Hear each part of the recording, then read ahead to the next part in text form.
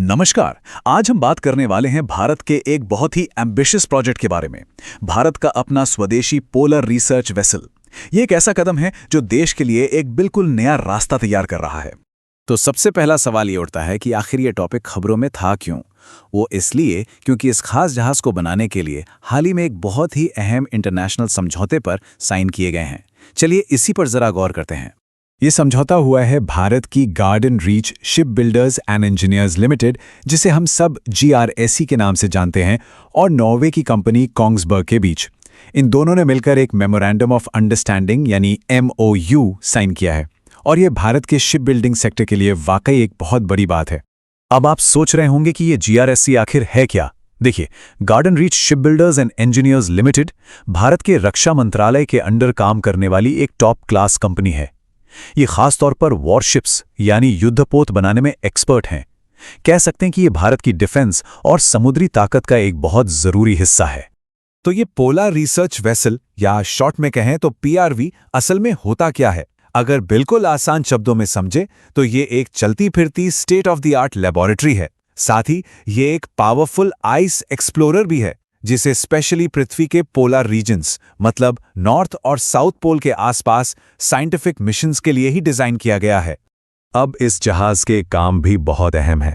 ये समुद्र की गहराइयों की खोज करेगा, मैरीन इकोसिस्टम्स यानी समुद्री जीवन का अध्ययन करेगा, क्लाइमेट चेंज पर रिसर्च करेगा और ओशनोग्राफी यानी समुद्र विज्ञान को समझने में भी मदद करेगा। और तो और ये पोलर रीजन्स में लॉजिस्टिक्स मतलब जरूरी सामान पहुंचाने का भी एक बड़ा जरिया बनेगा। लेकिन सवाल अब भी वही है कि आखिर ये जहाज भारत के लिए इतनी बड़ी नेशनल प्रायोरिटी क्यों है। यकीन मानिए, ये सिर्फ एक रिसर्च शिप से कहीं ज्यादा है।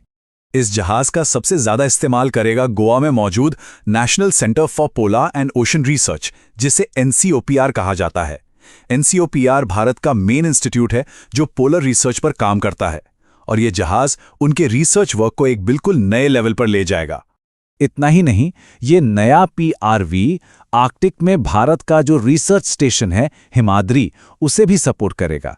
ये स्टेशन 2008 में एस्टैब्लिश हुआ था। इस जहाज के आने से वहां साल भर रिसर्च करना और सप्लाईज पहुंचाना काफी आसान हो जाएगा। और बात सिर्फ आर्कटिक की नहीं है, अंटार्कटिका में भी भारत की एक बहुत मजबूत मौजूदगी है। वहां हमारे 2 ऑपरेशनल रिसर्च स्टेशंस हैं। एक है मैत्री जो 1989 में बना था, और दूसरा है भारती जो 2011 में शुरू हुआ।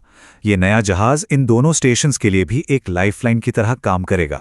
लेकिन जैसा मैंने कहा, ये कहानी सिर्फ साइंस तक ही सीमित नहीं है। ये भारत के लिए एक स्ट्रेटेजिक एसेट भी है। चलिए अब ये समझते हैं कि कैसे ये एक साइंटिफिक मिशन से आगे बढ़कर एक नेशनल विजन का हिस्सा बन जाता है। अब देखिए, इस जहाज की सबसे दिलचस्प बात यह है कि ये एक साथ 3 बड़े लक्ष्यों को पूरा करता है। पहला, ये पोलर रीजन्स में भारत की मौजूदगी को और मजबूत करता है। दूसरा, ये भारत की समुद्री नीति सागर विजन को सपोर्ट करता है। और तीसरा, ये मैरीटाइम अमृतकाल विजन 2047 के गोल्स को हासिल करने में मदद करता है। तो पहले ये समझते हैं कि ये सागर विजन है क्या। इसका पूरा नाम है security and growth for all in the reason.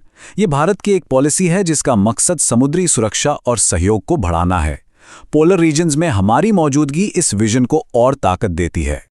और यही नहीं, ये PRV प्रोजेक्ट भारत के एक बहुत बड़े लॉन्ग टर्म प्लान का एक अहम हिस्सा है, जिसका नाम है मैरीटाइम अमृतकाल विजन 2047। इस जहाज को बनाना उस बड़े सपने को सच करने जैसा है। इस पूरे विजन के सेंटर में एक नंबर है, सिर्फ एक नंबर, और वो है 5। तो ये नंबर 5 क्या है? ये असल में मैरीटाइम अमृतकाल विजन 2047 का सबसे बड़ा लक्ष्य है। साल 2047 तक भारत को दुनिया के टॉप 5 जहाज बनाने वाले देशों में शामिल करना। और ये स्वदेशी PRV उसी दिशा में एक बहुत मजबूत कदम है। तो चलिए इस पूरी चर्चा को समेटते हैं। आखिर ये पोलर रिसर्च वेसल इतना जरूरी क्यों है? ये सेल्फ रिलायंस यानी आत्मनिर्भरता के तहत देश में शिप बिल्डिंग को बढ़ावा देता है, पोलर रीजन्स में भारत की साइंटिफिक लीडरशिप को बढ़ाता है, हमारी स्ट्रैटेजिक प्रेजेंस को मजबूत करता है और भारत के जियोपॉलिटिकल और जियो इकोनॉमिक हितों को भी आगे लेकर जाता है। तो आखिर में बस एक सवाल कि जब ये जहाज समुद्र में अपनी यात्रा के लिए तैयार होगा तो यह विश्व मंच पर भारत के लिए कैसा भविष्य तय करेगा? ये वीडियो देखने के लिए आपका धन्यवाद। अगर ये वीडियो आपको पसंद आया हो तो लाइक जरूर करें, शेयर करें उन दोस्तों के साथ जिन्हें यूपीएससी, लॉ या जनरल नॉलेज की तैयारी करनी है। और हां, सब्सक्राइब करें। आप अपने सुझाव या सवाल नीचे कमेंट में लिख सकते हैं। यूपीएससी एंड कॉम्पिटिटिव एग्जाम की गाइडेंस या मेंटरशिप के लिए संपर्क करें। Our contact information is given in description. धन्यवाद। मैं हूं कृणाल ठाकुर। मिलते हैं अगले भाग में। जय हिंद।